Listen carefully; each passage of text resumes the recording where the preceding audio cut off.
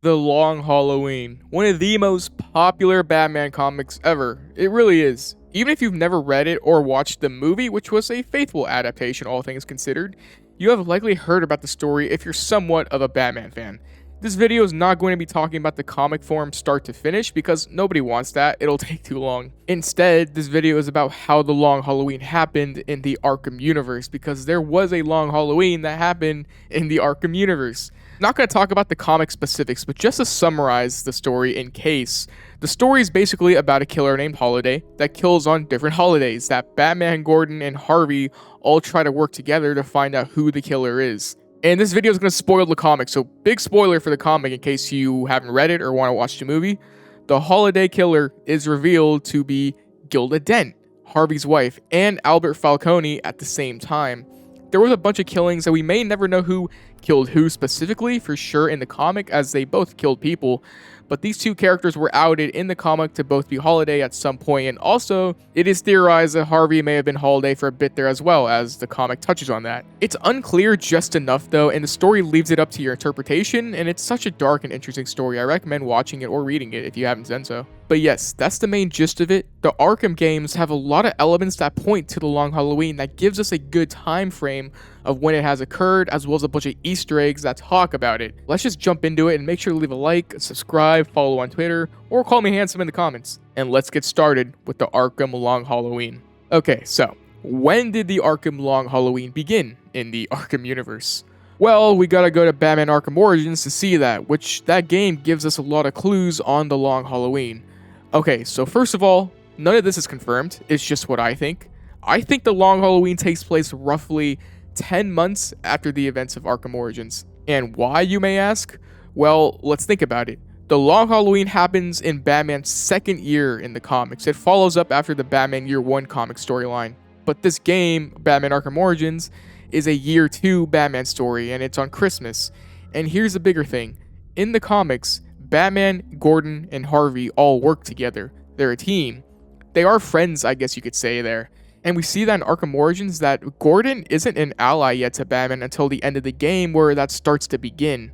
And also, if you look around GCPD, you can find newspapers from the Gotham City Daily that shows that Harvey Dent was just elected Gotham DA, starting out his career. So everyone is still gathering their footing. At the end of Arkham Origins, Gordon and Batman, I wouldn't say are complete buddy-buddy allies just yet, but you start to see that relationship grow. Having around 10 months to establish that friendship and Harvey to solidify himself as a solid DA is a lot of time, I'd say, before Halloween occurs, where the first murders of the Long Halloween happen. But here's another thing. The comic book starts off in June, technically speaking. There's a wedding in the beginning of the story where the mob boss Carmine Falcone is trying to pressure Bruce Wayne to launder money. So in the comic, Carmine Falcone is like a complete mob boss with no real competition. He's a bigger deal, basically, than the one in the Arkham games. The one in the Arkham games, we do have a lot of information for, although we never see him. But in this universe, he has a lot of competition. We see in Arkham Origins that Penguin is a big mob boss, threatening even his son. Black Mask is also a big deal. He just has competition. He's not a completely solo mob boss in Gotham. So just keep that in mind. A lot of the comic focuses on the Carmine Falcone family since they're a huge crime organization. The Arkham games, like I said, he might not be as big, but still is a big enough threat to warrant his story being similar to the comic. Okay, so moving on. The first person in the comic to die is Johnny Vitti, Falcone's nephew.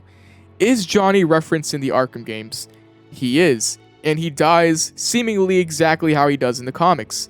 In the Flip of a Coin DLC in Arkham Knight, going to Two-Face's lair, you can find a glass case on the wall with a gun with a baby bottle nipple, and a newspaper clipping there as well. The newspaper clipping talks about Johnny Vitti, who was killed on Halloween, the first person to fall victim to Holiday. And the gun here is the same one used by Holiday in the comic, a .22 with a baby bottle nipple being used as a silencer. So because of this, even though Carmine Falcone isn't as big, I think, as he is in the comics in this world, he's still a huge mob boss. And this shows that Batman and Harvey were working together alongside, presumably Gordon, because that's how it goes down in the comic. And something else I wanted to touch on, Johnny Vitti is killed by Gilda Dent, Harvey's wife in the story. And she does this because she doesn't like that Harvey's life is completely occupied with taking down the mob. So she takes it upon herself to start killing mob members so she can be with Harvey. And I bring her up because if you're wondering if Gilda exists in the Arkham Universe, she does. You can find a portrait of her in that same Flip of a Coin DLC, and Hugo Strange references her in his audio tape he has with Two-Face. Check this out. I want you to understand what I'm about to tell you.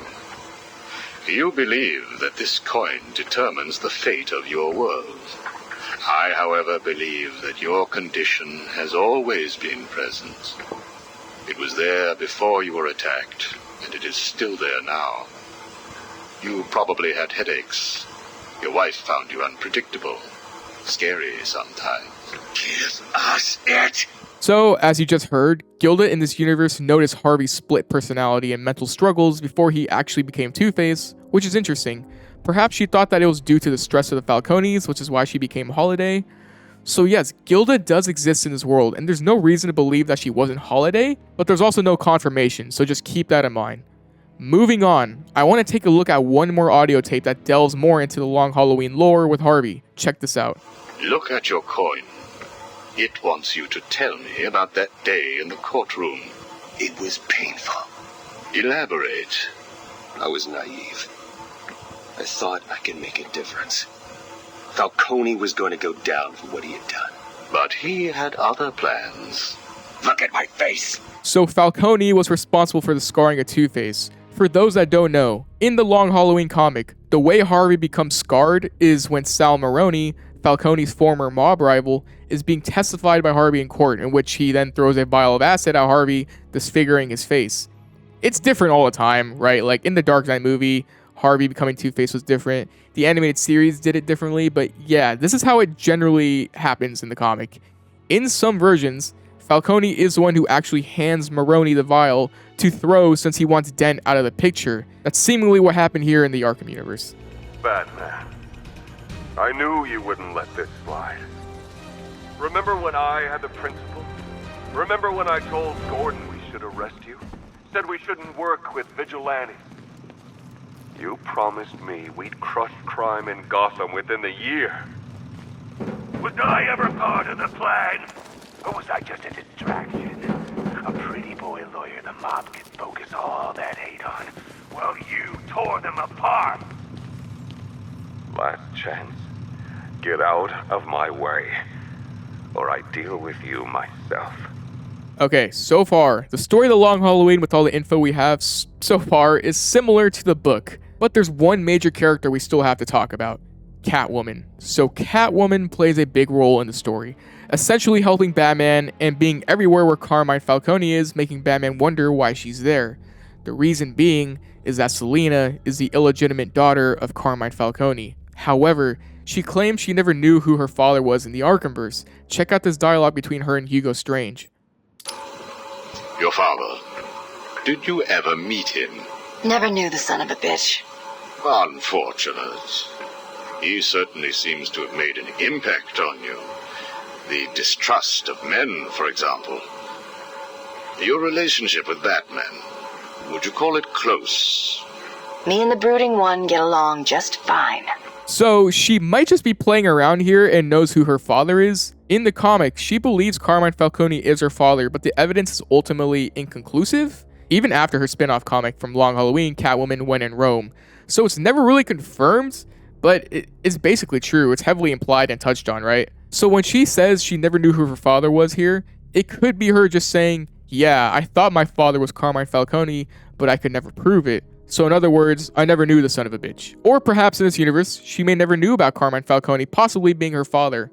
However, it is implied he is her father in the Arkham games. At GCPD and Arkham Origins on the board here, there's a list of Carmine Falcone's daughters with Selina's name being on there, but with question marks, showing that it's still inconclusive.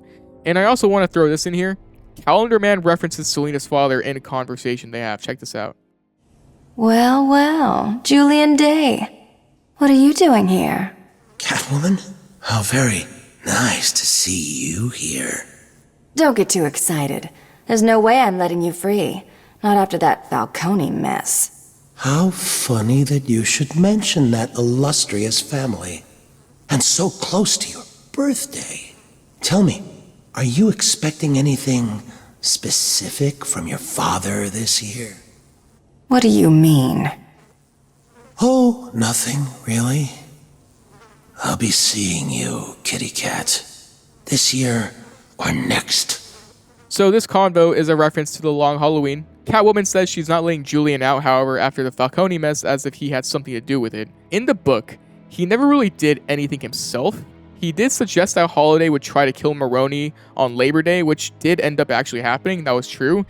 And it's also kind of implied that he knows the Holiday's identity, but kind of just never reveals it. So based on all this information, with this reference and the Selina one on the Falcone crime family board, I'm going to assume that Selina played a very similar, if not the same role in the Arkham Long Halloween as she did in her comic counterpart, where she helps Batman in taking down Carmine Falcone. Especially since in the game, she does have a Long Halloween outfit. I'm pretty sure that's just a DLC outfit because, I mean, she needs outfits, but yeah, I just want to throw that in there. But yes, I do think her role was similar. Her telling Hugo she never knew her father, I interpreted it as she did suspect Carmine, but ultimately didn't come up with any proof. Now, the next character I wanted to talk about was Albert Falcone, Carmine's son. Now, he's the only Falcone we ever actually see in the games, and it's only for one mission, funny enough. Now, in the comic, Albert Falcone reveals that he is Holiday. In the book, he fakes his death and comes back revealing himself as Holiday. Now, we don't get a lot of information for him in the game. However, he has an audio tape in the game that talks about his psychological issues. Check this out. Yes? Mr. Falcone, this is Dr. Strange's office calling. Right, sorry. I missed my last appointment. I had to... Actually, you missed your last 2 appointments. Right. Look, I appreciate the doctor's concern, but I have it under control now. There's no need for any further treatment. I'm afraid Dr. Strange doesn't feel the same way, Alberto. We would hate to take unnecessary chances when we've come so far. Listen, I'm not one of Strange's test subjects to be poked and prodded. Have you forgotten who I am? Who my father is? I believe your father would be most concerned that his son could be suffering from untreated psychological issues. Is that a threat? So, we'll expect you at the regular time next week? Now, this audio tape could be alluding to his Holiday killer split personality with his psychological issues. But here is one more thing. He has this dialogue in another audio tape. Check this out. Hello, Sionis. Who the hell is this? What time is it? Time to get your affairs in order, Roman. There is a change in the air, and the wolves descend on Gotham. Listen, you little piece of crap. I don't know who you are or who you work for. I answer to a higher power than you. I am a higher power than you. And one day soon, you will have much to answer for. Nobody speaks to me. This dialogue is very random to just have. It showcases his more psychotic personality, further supporting that he becomes Holiday. So I'm willing to bet that he becomes Holiday in his universe as well, because a detail like this is random to have if you don't know the context. This is a Holiday Easter egg, I'm sure of it. I think he becomes Holiday in his universe just like the comic. Now, moving on, I want to touch on some differences that are for sure different between the original story and the game here. So, in the comic, Solomon Grundy is a part of the story. Not a huge role, but Grundy did meet up with Harvey after he became Two-Face, and Two-Face escaped in the sewer to meet Solomon Grundy. Like, Harvey found him in the sewer. As we saw in Arkham City, it looked like Batman encountered him for the first time in that game in this universe. If Grundy's role was the same as like in the Long Halloween, there's no way Batman wouldn't have known about him, since Batman does see Solomon Grundy in that comic. So I think Grundy's role isn't a thing in the Arkham Long Halloween. It had to be different in some shape or form. Technically though, Grundy was in Arkham Origins Blackgate, the DS game, which happened before Arkham City, but the game being canon or not is all up to you. But either way, my point still stands here. Also, a huge difference I wanted to talk about that differentiates from the comic is that in the comic, Carmine Falcone and Sal Maroni are killed. Now, this is big because in the Arkham games, they aren't dead. Falcone is still alive in the Arkham games, and Maroni seemingly dies in Arkham Knight. In Arkham City, in the Falcone family story, it confirms Carmine Falcone is still alive and feared by everyone. He's still a mob boss. And in the Maroni family story, it talks about how Falcone's men ambushed the Maronis, killing most of everyone within, with the surviving Maronis incarcerated in Arkham City. Now, could have Sal Maroni been one of the people killed in the ambush? Sure, but in Batman Arkham Knight, in Red Hood's DLC, one of the thugs says this. He ran Maroni out of Gotham. Now he's after got the black mask. So Red Hood ran Maroni out of Gotham. He doesn't say Sal Maroni, so it could be any Maroni, but come on, be real. He was talking about Sal Maroni. So my point is, they weren't killed like they were in the comic. In the comic, Sal Maroni was killed by Holiday, and Two-Face killed Carmine Falcone in revenge for scarring half his face. So those parts of the story have to have been changed, and those are huge parts of the story, them dying. So as far as the Arkham Long Halloween goes, that is the big significant change that I see so far. But moving on with the Long Halloween though, I'm going to go in order of everyone that was killed in the comic after the first victim, Johnny Vitti, that we know of in the Arkham games due to the references in the games. Because at this point, all the lore of the Long Halloween in the games I just covered, that's all we kind of get. But I'll summarize how I think the Long Halloween happened in the Arkhamverse right after this. So, first of all, the next people killed by Holiday were the Skeevers family, Irish assassins that Falcone hired to kill Harvey, but they failed, and Holiday killed them on Thanksgiving. You can see their names at GCPD in Arkham Origins in the list of crime families here they're investigating. So them being alive also enforces the fact that the Long Halloween has yet to happen. The next person to die is Alberto Falcone, although he fakes his death. That whole plotline isn't ever referenced here where he fakes his death, but due to the psychological issues that could imply he's Holiday, it is safe to say that he was Holiday in this universe too. It's a safe assumption, at least to me. Another person is Carla Falcone, who was shot by Holiday as well. You can see her name at the same board once again, though she exists in the Arkhamverse and she died in the comic. Sophia Falcone is also referenced here, which is the next person I wanted to talk about, as she was quote-unquote killed in the comic, or she died falling out of a building, but she is still alive, and in the sequel, Batman Dark Victory. So she is still alive, at least in the comic she was still alive. And besides them, there's a bunch of other people that died in the comic as well that just isn't referenced in the Arkham games. But yes, before I summarize how I think the Arkham Long Halloween happened, I thought I might as well just drop this reference here Alfred makes about the Long Halloween in Batman Arkham Knight, confirming, like, they still call it that in this universe. Alfred, we can add a third victim to the list. This is becoming rather ghastly, sir. It brings to mind a spate of murders at the beginning of your career. It was Halloween then, if I'm not mistaken. Turned out to be rather a long one, if I recall. Okay, so how do I think the Arkham Long Halloween happened? This is just my take on it based on the information we have. So, to summarize, the events of Arkham's Long Halloween occurs roughly 6 months after Arkham Origins, where Falcone is trying to convince Bruce Wayne to launder money, which Bruce obviously refuses. This is what happens in the comic, and that's how it starts, and I have no reason to believe it doesn't here, so that's what I think.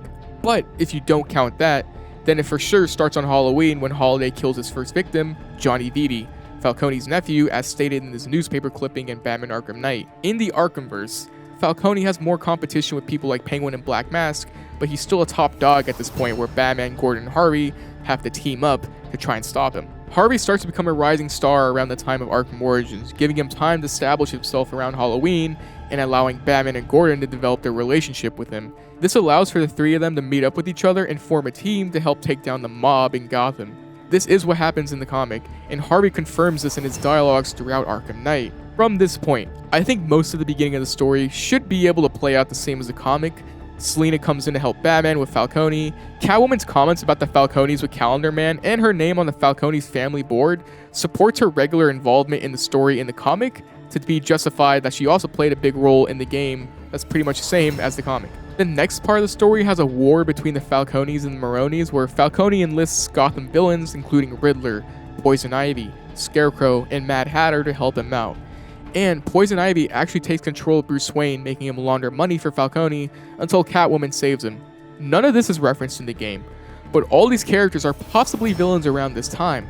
Riddler and Mad Hatter are in Arkham Origins, and Poison Ivy isn't Poison Ivy yet, but she has Easter eggs alluding to her eventual transformation, as well as Jonathan Crane, who also has Easter eggs alluding to his Scarecrow alter ego in Arkham Origins. So in the Arkham universe, it's possible they become villains before the events of the Long Halloween. The next part of the comic that's referenced is the Harvey Dent courtroom scene where he becomes Two-Face. Sal Maroni has a vital asset that was given to him thanks to the plan of Falcone. This is referenced in the game, so I assume it's the same here in the Arkhamverse. However, in the comic, while Harvey's rushed to the hospital, he escapes and gets into the sewers where he meets and befriends Solomon Grundy, who helps him take down Carmine Falcone. However, in the game, it seems that Batman first meets Grundy in Arkham City, so this is inconsistent with the comic where Batman encounters him there along with Two-Face.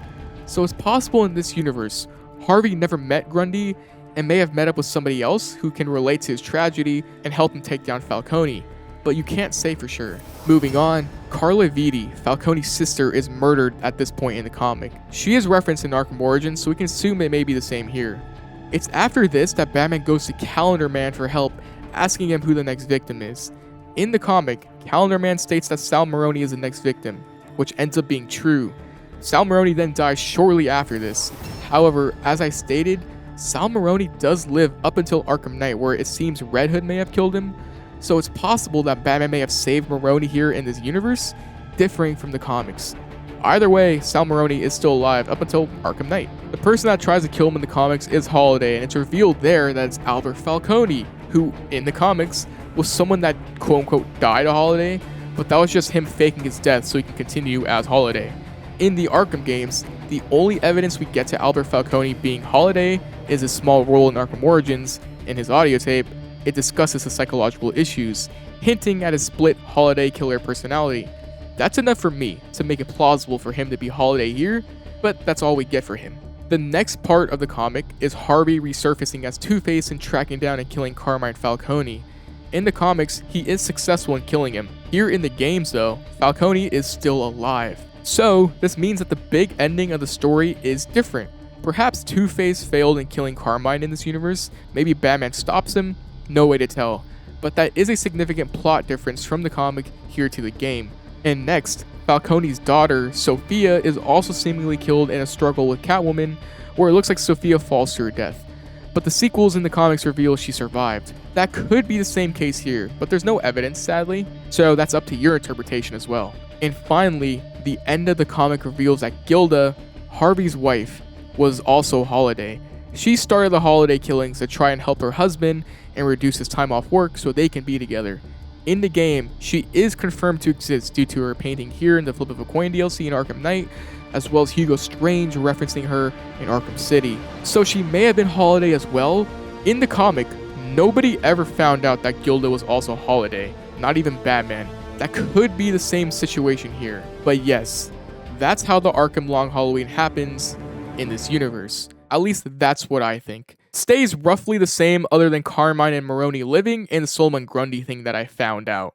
There's obviously things that happen in between in the story that we just don't have evidence for in the game.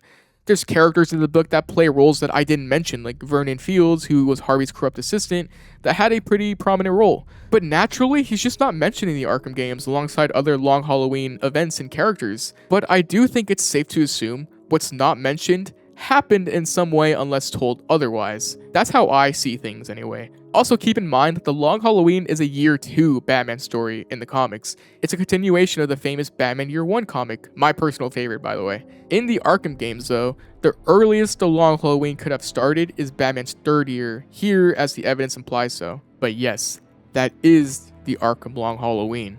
Biggest change, like I said, is Falcone and Maroni surviving, as they're huge mob bosses who still play roles in the Arkhamverse, and Grundy's is minor, yes, but that is something I just noticed while making the video. But you could explain that as Falcone and Maroni were saved by Batman, and Grundy was just replaced with somebody else, maybe Killer Croc, who knows. So I think the Arkham Long Halloween is pretty faithful and similar to the events of the original comic. Now, Rocksteady or WB Montreal, if you're seeing this, an Arkham Long Halloween game would be outstanding. Just do it. Just do it. Use this video for material if you need to, please. It would be a dream come true. The Arkham games have a ton of room for prequels, and I think a Long Halloween story unfolding its events not just in one night like the other games would make for an interesting twist and a breath of fresh air for the series. But yeah, food for thought. I would die for this game. Please just do it. But what do you think? Do you think what I said makes sense? Did I get anything wrong? Let me know. I hope you enjoyed the video. And let me know if you want to see more like this. Please subscribe. I'm trying to get to 100K. Follow me on Twitter.